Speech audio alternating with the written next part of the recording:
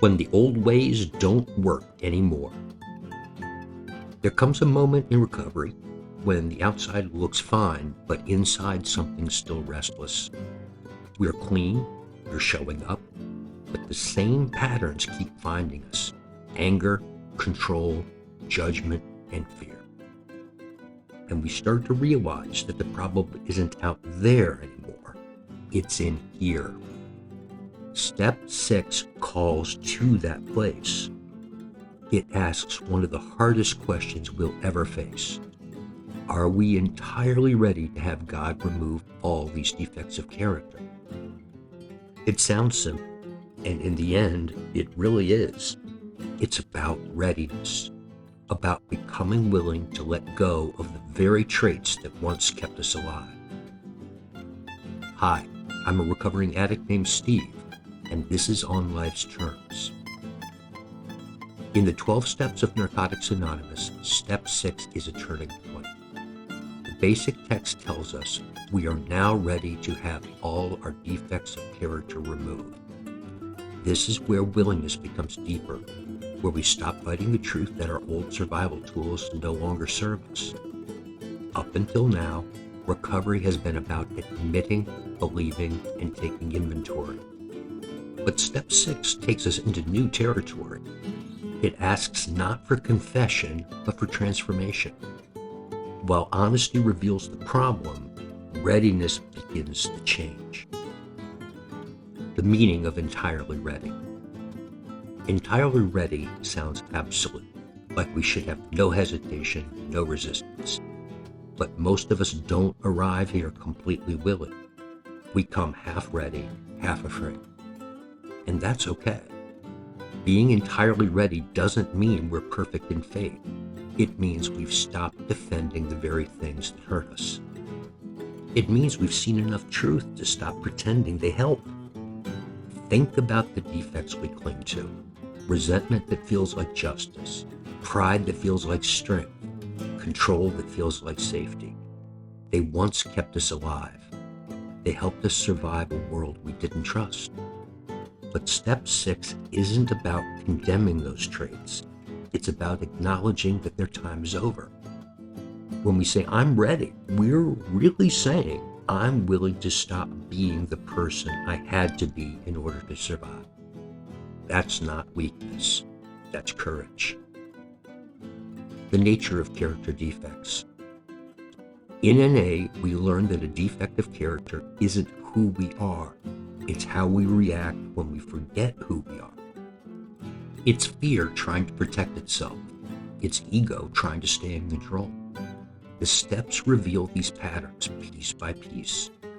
In step 4, we saw them. In step 5, we said them out loud. And in step 6, we stop excusing them. Self-pity, dishonesty, arrogance, control, they're not moral failures. They're symptoms of a deeper wound, separation from ourselves, from others, and from our higher power. That's why readiness matters. Because when we finally stop defending the disease, healing can begin. This step is spiritual surgery. We don't do the removing. That's our higher power's job. Our work is the willingness to go under the knife, and that takes faith. Because we're not promised what we'll become, only that it will be better than what we were. The fear of change. Here's the truth. Sometimes we don't want to change. Not really. We say we do, but we cling to anger, pride, or control because they feel safer than peace.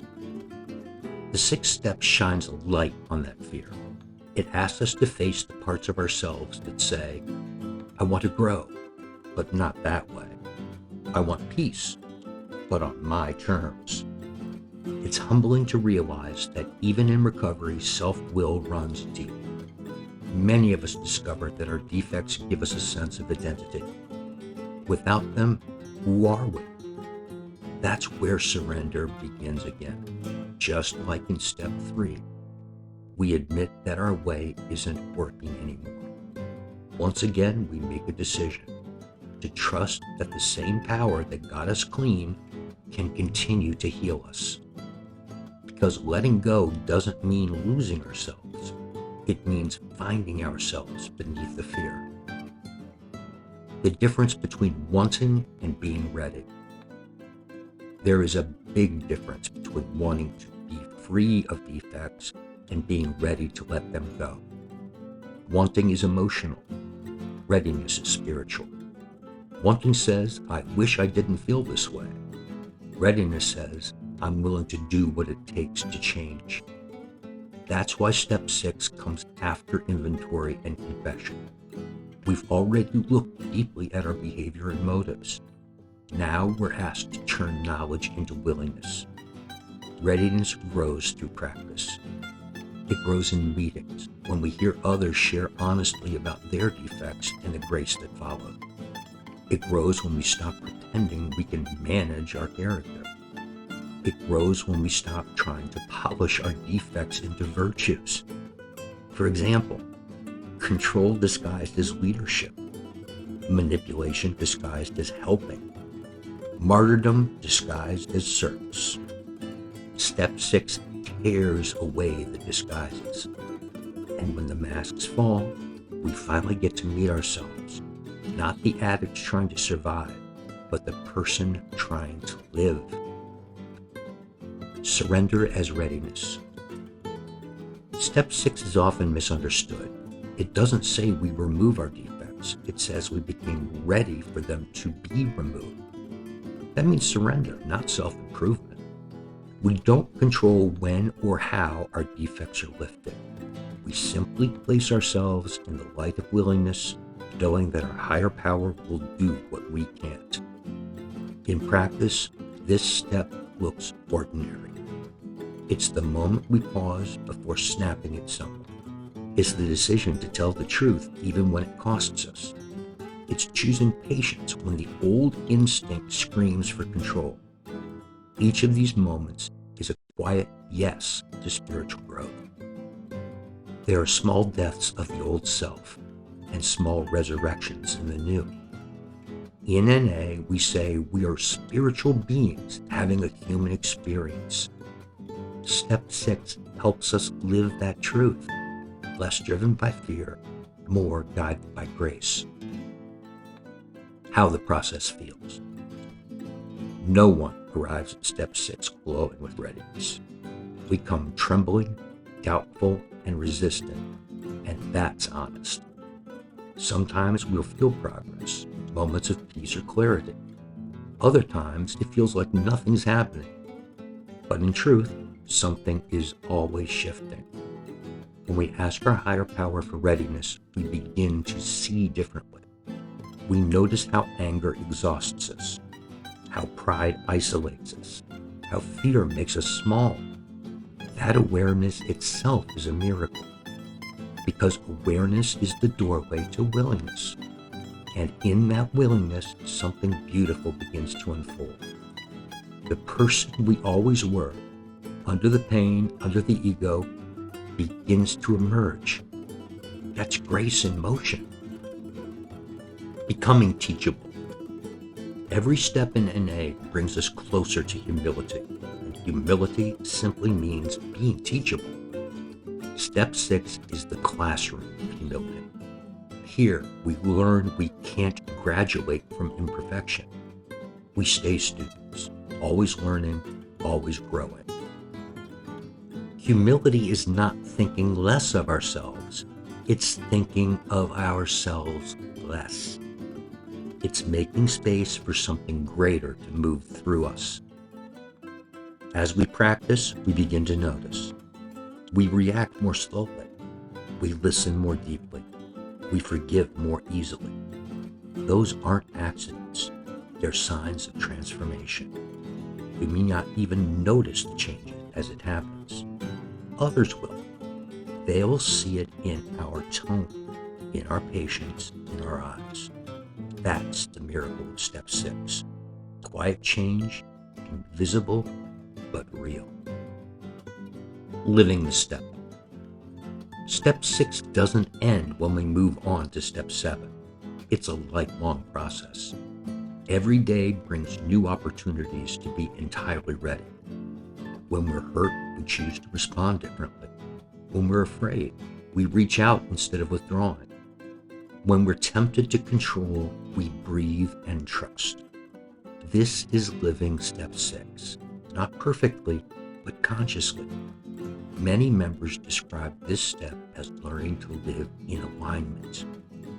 Our actions begin to reflect our values. Our hearts begin to soften toward ourselves and others, and we learn something astonishing. The defects we once feared losing are replaced by principles we never knew we had. Patience, honesty, courage, compassion. And that's what recovery gives back. The spiritual gift of readiness. When we become entirely ready, we discover that readiness itself is the gift. It's not the removal that changes us, it's the surrender. Step 6 is where we stop trying to manage our own transformation. We stop focusing on growth, we start allowing it. And that's when humility blossoms into trust. We realize that the power that keeps us clean is the same power that restores our hearts. The 6th step is a prayer without words. It's the quiet offering of our character, asking not to be perfect, but to be made whole. Step 6 reminds us that healing doesn't come from effort alone. It comes from willingness, the open hands that say, I'm ready to change, even if I don't know how. In that surrender, we find grace. And grace does what self-will never could. It turns fear into faith and survival into serenity. So, when you feel stuck, when your defects seem greater than your progress, remember this. You don't have to be ready for everything, just ready for the next right thing. That's enough for today. If this message spoke to you, please share it. Someone out there is sitting in silence right now, wondering why they can't change, why the same patterns keep returning. They don't need a lecture, they need hope. And that hope begins when one addict reaches another and says, me too. That is the simple idea that the fellowship is built on. Not perfection, but connection. Every time you share one of our videos, hit like or post a comment about what recovery means to you. You're carrying the message farther than you realize.